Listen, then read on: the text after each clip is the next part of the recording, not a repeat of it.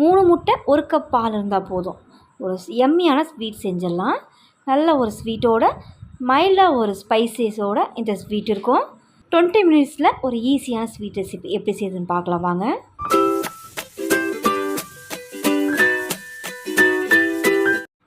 3 முட்டை எடுத்திருக்கேன். நம்ம 3 முட்டையில் தான் இன்றைக்கி இந்த ஸ்வீட் செய்ய போகிறோம். 3 முட்டைக்கு 1 கப் அளவுக்கு பால், காய்ச்சி ஆறின பால். இது கிட்டத்தட்ட 250 மில்லிக்கு இருக்கும். கொஞ்சம் திக்காக எடுத்துக்கோங்க பாலை.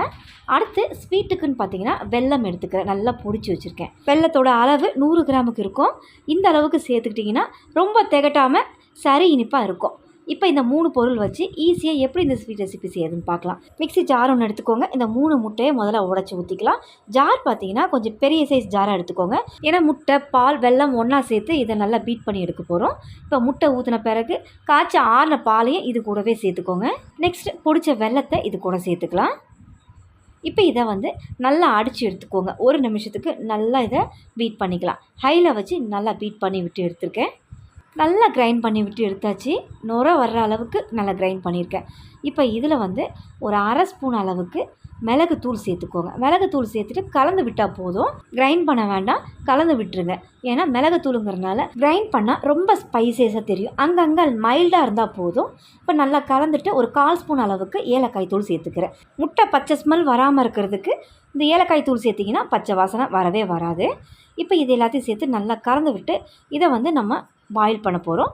அதுக்கு ஒரு குட்டி பாத்திரம் எடுத்துருக்கு. அந்த பாத்திரத்துக்கு மூடி இருக்கிற மாதிரி பாத்திரமாக எடுத்துக்கோங்க. உங்கள்கிட்ட டிஃபன் பாக்ஸ் இருந்தாலும் அதுலேயுமே செய்யலாம். இப்போ கிரைண்ட் பண்ண பால், முட்டை, வெல்லம் இருக்கு இல்லையா, அதை இது கூட சேர்த்துக்கலாம். பாத்திரத்துக்கு 3/4 அளவுக்கு வந்திருக்கு.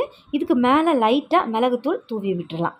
இப்போ இதை மூடி போட்டு இட்லி பாத்திரத்தில் பாயில் பண்ணிக்கலாம். இட்லி பாத்திரத்துக்கு தகுந்த மாதிரியும் பாத்திரத்தை செட் பண்ணிக்கோங்க.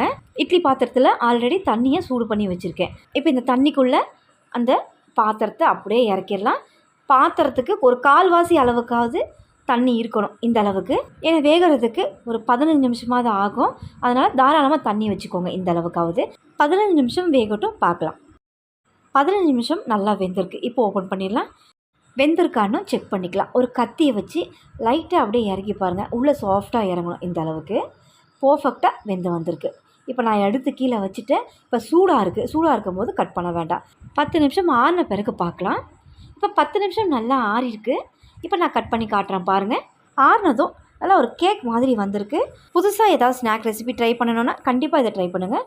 எல்லாருக்கும் ரொம்ப பிடிக்கும். Emmy sweet ready. வீடியோ பிடிச்சிருந்தா மறக்காமல் சப்ஸ்கிரைப் பண்ணுங்கள். ரொம்ப பிடிச்சிருந்தா லைக், ஷேர் பண்ணுங்கள். தேங்க்ஸ் ஃபார் வாட்சிங்.